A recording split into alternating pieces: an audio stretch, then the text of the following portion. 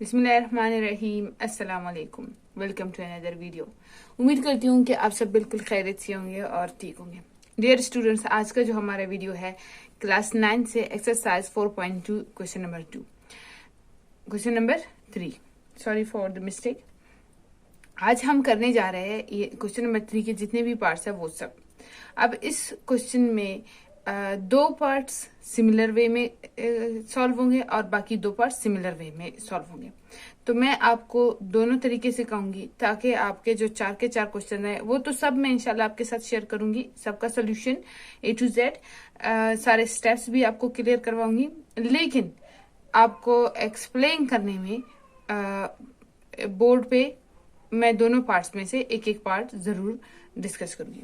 तो पहले हमारे पास जो पार्ट है इसमें हमें फाइंड करना है, ठीक है, value of a² + b² + c²।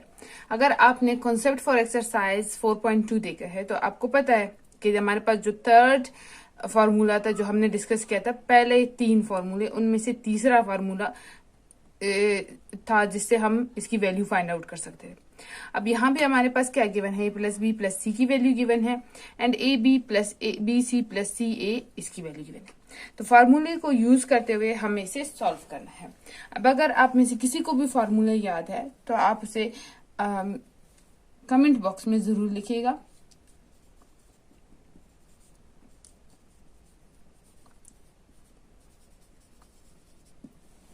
Formula हमारे पास क्या था, a + b + c whole square is equal to a² + b² + c² + 2ab + bc + ca। तो ये हमारे पास है फार्मूला और इसमें दिए गए जो वैल्यूज है उनको पुट करके हमें फाइंड आउट करना है a² + b² + c²।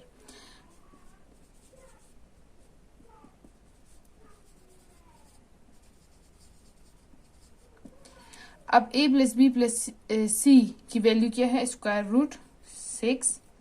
ये जो हमारे पास स्क्वायर में है तो उसकी वैल्यू भी स्क्वायर में होगा। देन a² + b² + c² ये तो हमें फाइंड आउट करना है। उसके बाद है ab, bc और ca, इसकी वैल्यू 2 के इक्वल है।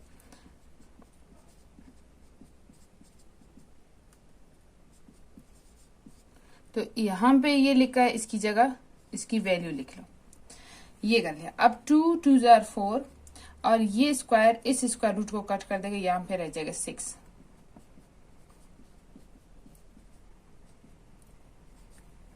अब हमें क्या चाहिए, इसकी वैल्यू चाहिए। तो इसके लिए हम क्या करेंगे, 4 को यहां से इधर ले करेंगे। यहाँ पे प्लस हो रहा है, दूसरी तरफ जाके क्या होगा, सब्ट्रैक्ट होगा, माइनस होगा।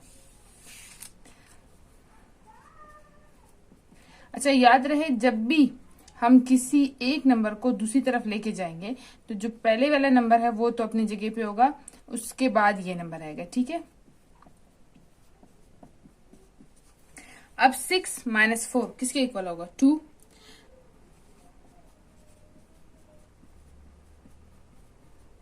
तो हमें मिल गया जो a² + b² + c² की वैल्यू, और यही हमारा आंसर है।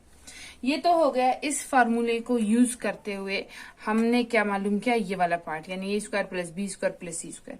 लेकिन अगर हमारे पास इस ऐसा इक्वेशन आ जाए जिसमें हमें ये वाला पार्ट मालूम करना है तो चलिए इसी क्वेश्चन के पार्ट 3 पे, जहां पे हम फाइंड आउट करना सीखेंगे कि a + b + c अगर होता है तो फिर हम उसको कैसे फाइंड आउट करेंगे। क्वेश्चन नंबर 3, पार्ट 3, पार्ट 2 और पार्ट 1 बिल्कुल सिमिलर है, ठीक है। तो वो भी मैं आपको समझाऊंगी, लेकिन पहले हम इसे डिस्कस कर लेंगे, इसके बाद इंशाल्लाह बाकी पार्ट्स करेंगे। अच्छा, यहाँ पे a² + b² + c² गिवन है जो कि 9 है, और ab + bc + ca हमें गिवन है जो कि 27 है। अब फार्मूला यूज करेंगे। अब यहाँ पे क्या होता है कि आपके पास जो फार्मूला है उसमें तो ए बी सी है, लेकिन कभी कभार आपके पास गिवन होता है क्वेश्चन में XYZ, तो आप इससे परेशान नहीं होंगे। फार्मूला आप यूज करेंगे और फार्मूले के हिसाब से आप अपने इक्वेशन को सॉल्व करेंगे।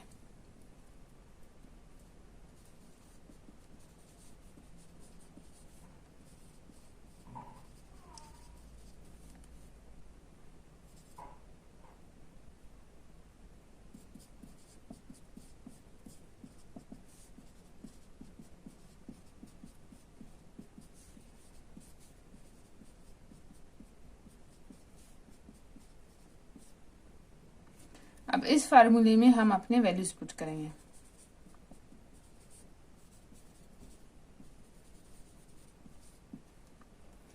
हमें ये फाइंड आउट करना है, इसकी तो वैल्यू हमें गिवन नहीं है, तो ये एज इट इज लिखेंगे। देन यहाँ पे इसकी वैल्यू क्या है 9 प्लस 2, इसकी वैल्यू क्या है 27, तो ये multiplied by 27 multiplied by 2 is equal to 54। 54 में जब 9 प्लस करेंगे तो हमारे पास क्या हो जाएगा 63।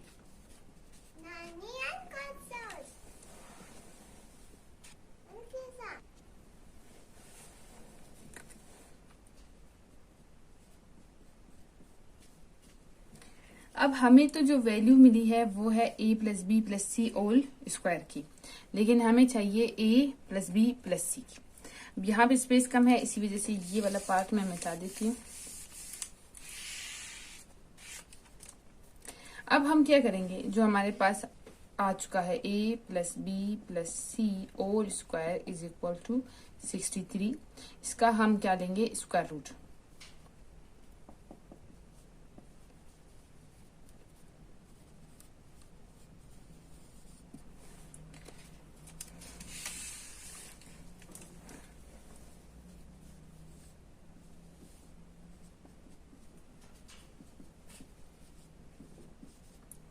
ठीक है, अब स्क्वायर रूट लिया है तो लाजमन सी बात है हमें अपने क्वेश्चन को इस तरह से सॉल्व करना है कि ये वाला पार्ट भी सॉल्व हो।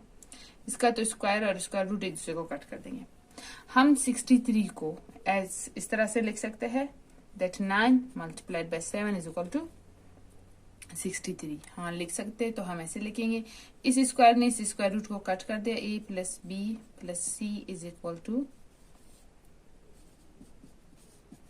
अब लिख लिया। अब हमें पता है जब दो नंबर्स मल्टीप्लाई हो रहे हैं तो जो स्क्वायर रूट है वो दोनों का अलग से भी है, ऐसे भी लिख सकते हैं। ओके, अब हम क्या करेंगे, हमें पता है 3 into 3 is equal to 3 square which is equal to 9, तो हम 9 की जगह 3 स्क्वायर लिख सकते हैं। इस स्क्वायर ने इस स्क्वायर रूट को कट कर दिया, हमारे पास क्या बचा 3 multiplied by square root of 7,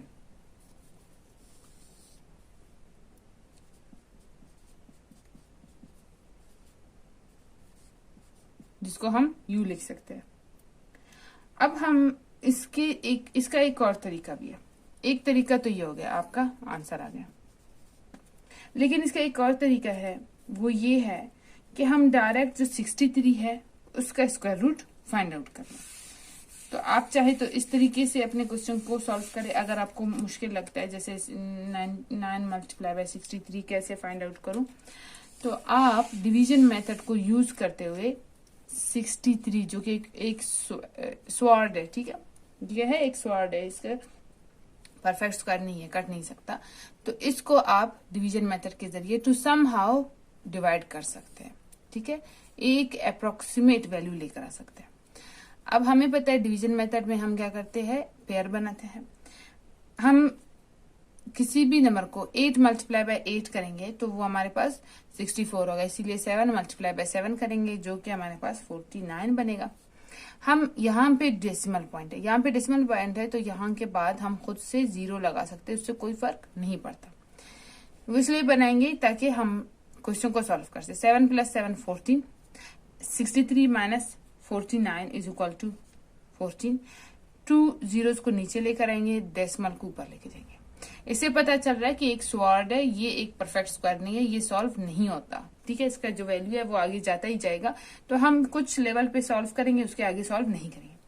अब ये यहाँ पे एक नंबर हमें लगाना है खुद से, तो ये 100 बन जाएगा, 100 समथिंग।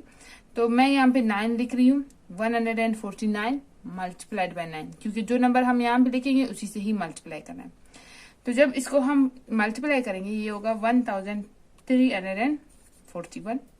अब 1400 से 341 निकलेगा तो यहाँ पे क्या बचेगा 59, ऊपर से जो 2 जीरो यहाँ पे लेकर आएंगे और यहाँ पे 9 प्लस करेंगे तो ये हो जाएगा 158। अब यहाँ पे हमें खुद से एक ऐसा नंबर लगाना है जिससे आंसर इससे छोटा आ जाए, इससे बड़ा नहीं है। तो यहाँ पे मैं लगा रही हूँ 3 और इस ओवरऑल नंबर को 1583 को मल्टीप्लाई करेंगे 3 से, आपके पास आंसर आएगा 4749। फिर भी बचेगा 1151। तो ये तो अब मजीद सॉल्व आप जितना भी करोगे ये सॉल्व नहीं होगा, इसी तरह से कंटिन्यू होगा। लेकिन आप यहाँ पे स्टॉप कर सकते हैं और a प्लस बी प्लस सी को इक्वल हम लेंगे 7.93 के, और ये आपका आंसर। तो जो भी मेथड आपको इजी लगता है आप उसको फॉलो कर सकते हैं। चाहे तो आप डिवीजन मेथड से स्क्वायर रूट ले लो, चाहे तो आप इसको जैसे मैंने पहले आपको कराया था उस मेथड से कर लो, ठीक है। यहाँ पे आपके पास चॉइस है, तो जो चॉइस जब आपके पास एक स्वाड आता है, ठीक है, एक ऐसा क्वेश्चन आता है, ये इंशाल्लाह 4.4 में डिस्कस है एंड 4.3 में डिस्कस है कि स्वाड क्या होता है, तो वहां पे डिटेल में डिस्कस होगा। लेकिन यहाँ पे आपको बता दूं एक ऐसा नंबर जो परफेक्ट स्क्वायर नहीं है, जिसका स्क्वायर रूट हम नहीं बना सकते। अब परफेक्ट स्क्वायर जैसे कि 9 है, कैसे 9 है, 3 × 3 = 9, क्या बन जाएगा 3 स्क्वायर।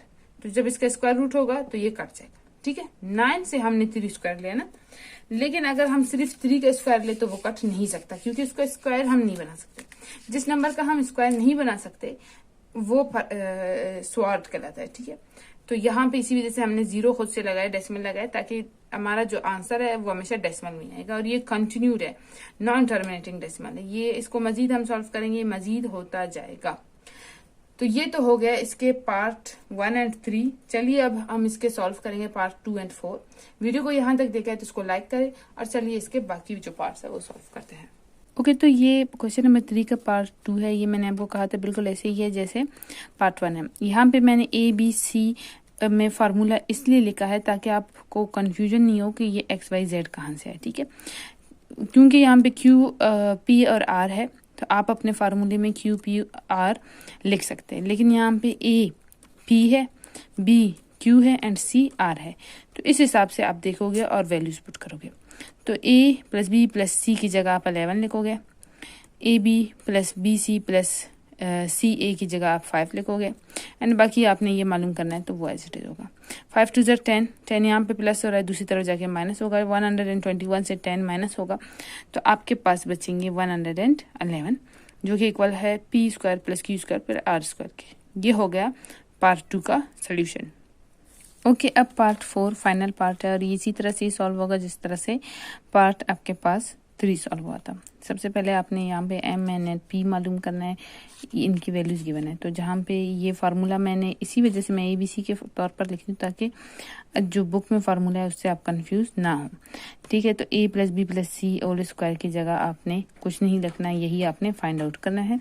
फिर यहाँ पे A² plus B² plus C² की जगह आपने इसकी वैल्यू पुट करनी है, and then AB plus BC plus C AC की जगह 15 पुट करना है, ठीक है। आप यहाँ पे अगर चाहे तो इस तरह से MNP के तौर पर भी फार्मूला बना सकते हैं, उससे कोई फर्क नहीं पड़ता, ये वेरिएबल्स है। अच्छा, अब इसमें वैल्यूज हमने पुट कर दी। पुट करने के बाद 50 मल्टीप्लाई बाई 2 = 13, 13 प्लस 45 = 75। अब ये स्क्वायर है तो स्क्वायर रूट लेंगे, स्क्वायर रूट लिया, इस स्क्वायर से इस स्क्वायर रूट को हमने कट कर दिया, दूसरी तरफ हमारे पास रह गया स्क्वायर। अब 75 को सॉल्व करने के 2 तरीके। पहला तरीका ये है कि आप 2 नंबर्स का प्रोडक्ट बना दो। 25 मल्टीप्लाई बाई 3 = 75, ठीक है। 25 एंड 3 का हमने अलग अलग से स्क्वायर लिया। 25 को हम 5 का स्क्वायर बना सकते हैं, ठीक है। 5 × 5 = 25। तो स्क्वायर बना के स्क्वायर रूट को कट कर दिया, और यहाँ पे 5 बचा, मल्टीप्लाइड बाय √3। तो M plus N plus P आपके पास यही बन गया। लेकिन दूसरा तरीका ये है कि आप स्क्वायर रूट इसका फाइंड आउट करो बाय डिवीजन मेथड।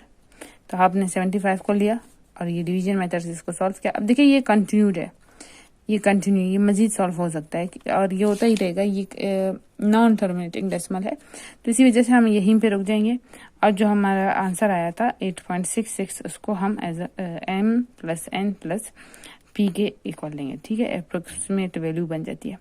तो इस तरह से क्वेश्चन नंबर 3 के सारे पार्ट्स कंप्लीट हो गए।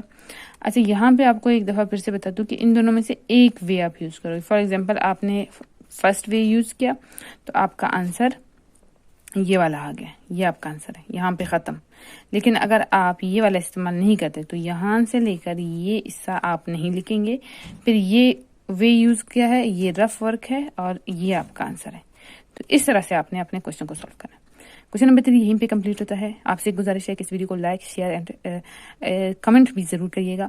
आप हमें ज्वाइन कर सकते हैं यूट्यूब पे, फेसबुक पे, टिकटॉक पे, इंस्टाग्राम पे, और साथ ही साथ अगर आप व्हाट्सएप पे कांटेक्ट करना चाहते हैं तो व्हाट्सएप नंबर भी डिस्क्रिप्शन में गिवन है, आप वहाँ पे भी कांटेक्ट कर सकते हैं। इस वीडियो के स्टार्ट में भी व्हाट्सएप नंबर गिवन था। तो अपना बहुत ज़्यादा ख्याल रखिए। आप सबसे मुलाकात होगी एक नई वीडियो में एक नए क्वेश्चन के साथ। तब तक के लिए अल्लाह हाफ़िज़।